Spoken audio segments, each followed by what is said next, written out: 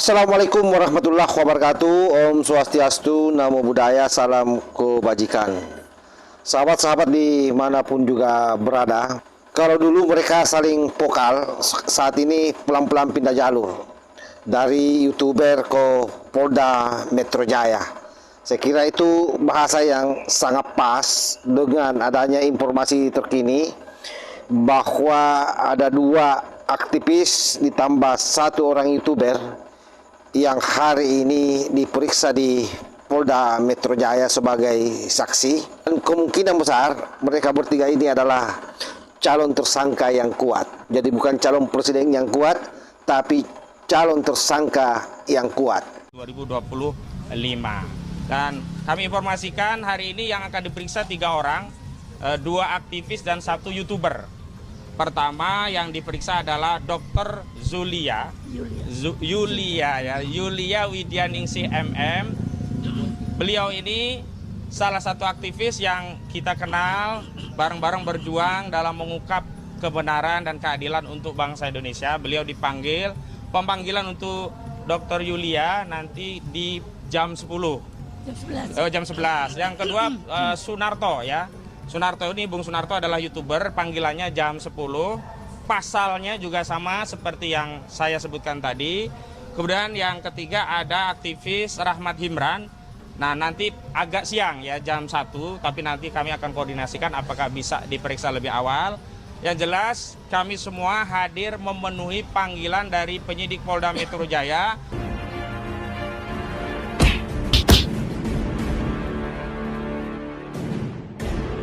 Sahabat-sahabat semuanya, peta kasus fitnah ijazah Jokowi memang semakin memanas hari ini. Bayangkan saja kalau daftar calon tersangka bertambah lagi 3 orang sahabat.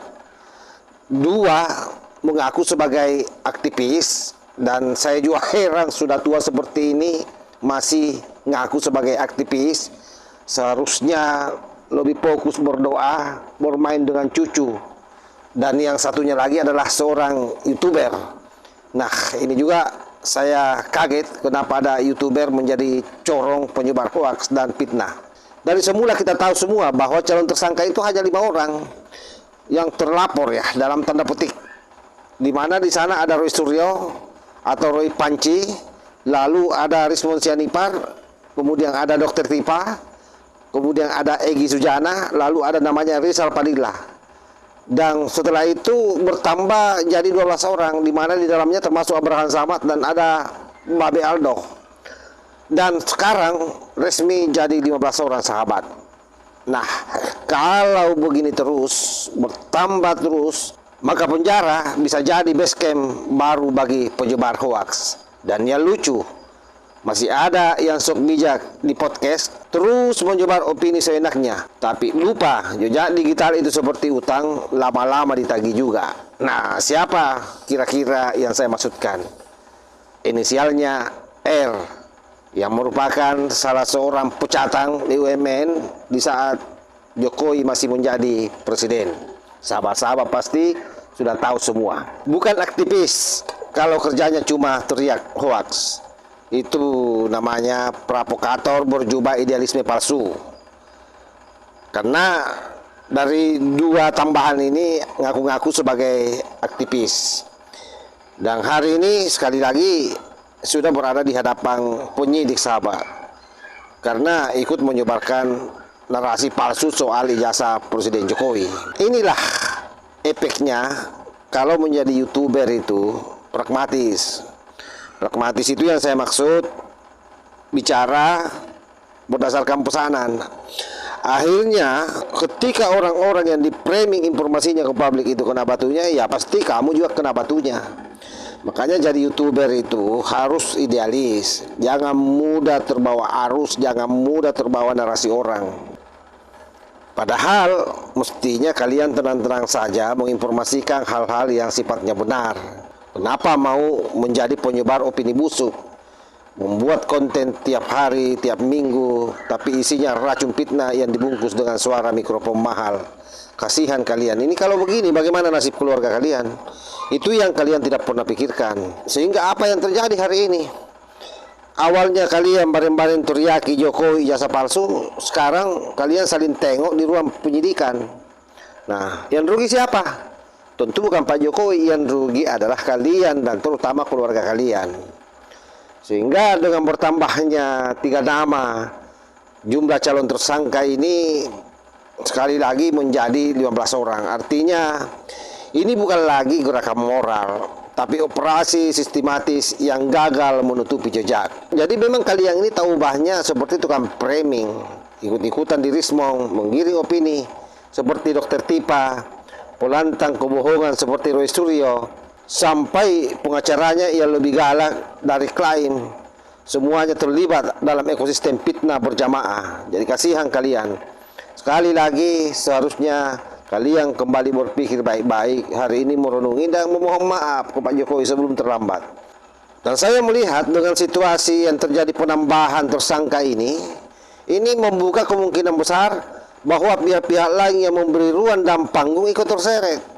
Ya, salah satunya itu yang saya sebut inisial R ya, yang paling rajin memframing setiap informasi yang keluar dari congor para pemfitnah Pak Jokowi ini, seperti Tipa, seperti Rismon Sianipar, itu pasti selalu tampil di sana. Dari Salpadila tampil di podcastnya orang ini. Ini kemungkinan besar akan menyusul ini sahabat, dan mudah-mudahan saja menyusul. Kenapa? Karena kalau podcast isinya propaganda, bukan diskusi hukum, ini bukan konten, ini jebakan hukum sesungguhnya. Harusnya mereka sadari itu. Sekelas Refli Harun yang katanya pakar konstitusi, kok makin hari makin hobi ngasih panggung buat orang-orang yang sudah terbukti menyebar kebohongan, merusak konstitusi.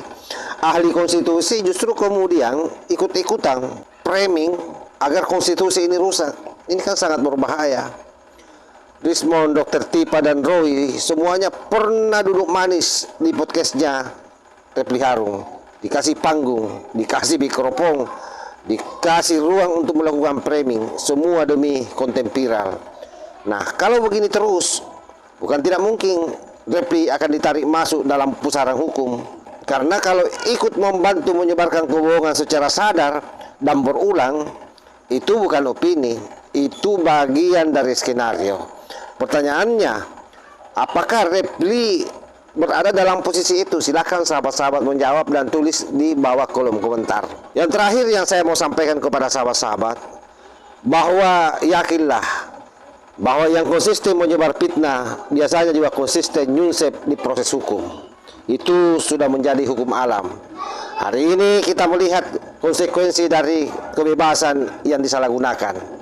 Kebebasan berpendapat bukan tiket untuk memfitnah. Mikrofon bukan senjata menyebar hoaks. Dan YouTube bukan tempat menyebar racun untuk menghasut rakyat. Bayangkan saja, dari 5 jadi 15 tersangka, dan ini belum selesai. Ini baru permulaan dari proses hukum yang sedang mengejar para pendusta bersuara nyaring. Jadi kalau ada yang masih merasa bebas menggoreng isu ini di podcast dan konten, silakan saja. Tapi ingat, tersangka ke-16 bisa jadi sedang bicara di depan kamera hari ini. Wallahul muwaffiq ila aqwamit thariq. Wassalamualaikum warahmatullahi wabarakatuh.